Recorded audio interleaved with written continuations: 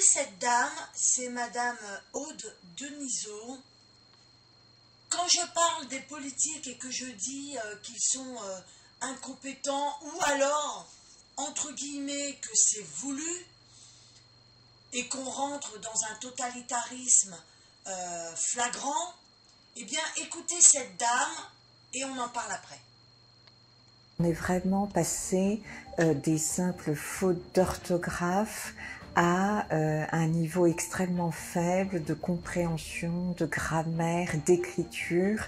C'est-à-dire que depuis 2010 à peu près, nous avons des étudiants qui ont du mal à construire une phrase, à écrire une phrase qui ait du sens, avec une baisse inquiétante aussi du niveau en vocabulaire.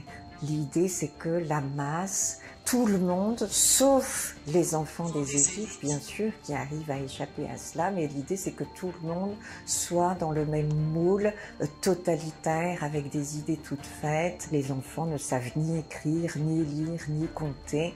Donc, c'est vraiment l'empire de la bêtise. Et on veut imposer ça à tous pour qu'il y ait très peu de têtes qui dépassent.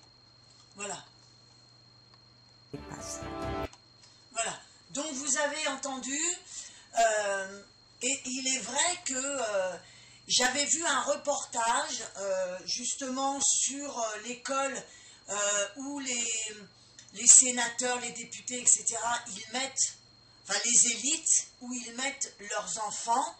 Je vais essayer de la retrouver justement pour vous montrer que ce que cette dame, elle dit, c'est la stricte vérité. Où dans leur école, il est imposé donc pas de téléphone portable avec un habillement spécifique et des cours évidemment spécifiques. Et ça fait quand même longtemps que je le dis que les politiques se fichent éperdument du peuple et se fichent éperdument de ce que l'école peut devenir, mais surtout ce qui les intéresse, c'est que, comme elle dit, hein, c'est que tout le monde soit sur la même marche. C'est-à-dire qu'ils évitent que les gens évoluent. Voilà, moi ça fait des années que je le dis. Voilà, donc là on a la preuve. Dites-moi ce que vous en pensez de ce qu'elle dit et de ce qui se passe aujourd'hui.